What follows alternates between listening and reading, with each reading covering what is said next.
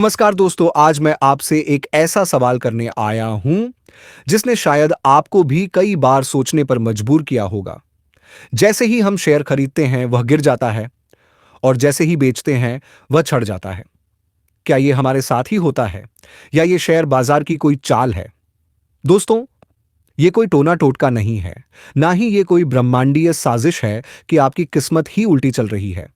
असल में ये सब कुछ आपकी सोच, आपकी तैयारी और आपकी मानसिकता का खेल है। सबसे पहले बात करते हैं खरीदने के बाद शेयर क्यों गिरता है। असल में जब आप शेयर खरीदते हैं तो अक्सर वो आपकी खुद की रिसर्च पर नहीं, किसी टिप, किसी यूट्यूब वीडियो, किसी टेलीग्राम चैनल या फिर व्हाट्सएप ग्रुप की सलाह पर होता है। और जिस समय तक वो सलाह आपके पास पहुंचती है, शेयर पहले ही बहुत ऊपर भाग चुका होता है। अब जैसे ही आप खरीदते हैं, बाजार का मूड बदल जाता है। क्यों?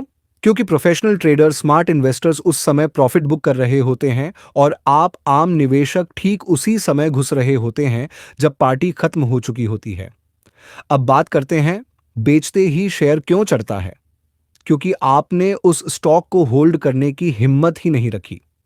थोड़ा सा मुनाफा दिखा और बेच दिया, कभी डर के मारे, कभी घाटे से बचने के लिए। पर आप भूल जाते हैं कि शेयर बाजार में सबसे बड़ा मुनाफा समय से बनता है, ट्रिक से नहीं। जिन्होंने टाइटन, एशियन पेंट्स, रिलायंस जैसे शेयरों को सालों तक होल्ड किया, उन्हीं को असली दौलत मिली। अब आप पूछेंगे, क्या इसका कोई इलाज है? तो जवाब है हाँ, बिल्कुल है।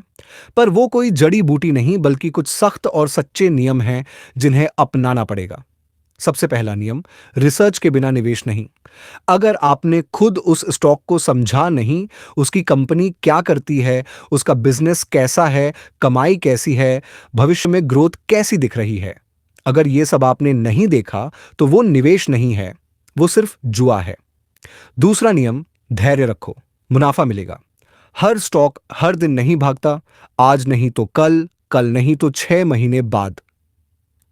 अगर आपने मजबूत कंपनी में निवेश किया है तो उसका फल जरूर मिलेगा।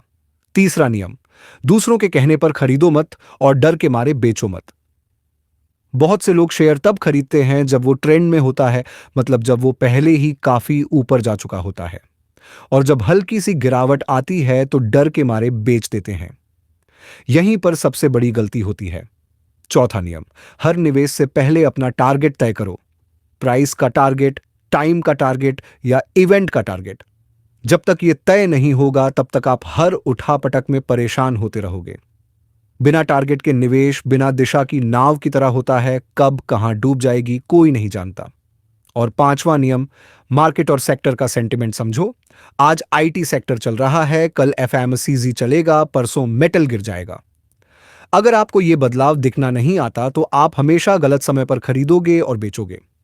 अब दोस्तों, अगर आप इन बातों को समझ लोगे तो अगली बार जब शेयर खरीदोगे तो गिरने का डर नहीं रहेगा, और जब बेचोगे तो मन में मलाल नहीं रहेगा। शेयर बाजार में पैसा उन्हीं का बनता है जो धैर्य रखते हैं, रिसर्च करते हैं और फैसले खुद लेते हैं।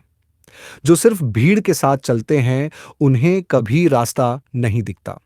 तो अगली बार जब आप सोचें कि मैंने खरीदा और स्टॉक गिर गया, या मैंने बेचा और स्टॉक चढ़ गया, तो खुद से सवाल करना, क्या मैंने ये फैसला समझदारी से लिया था? अगर जवाब हां है तो वक्त दीजिए, शेयर आपको जवाब देगा।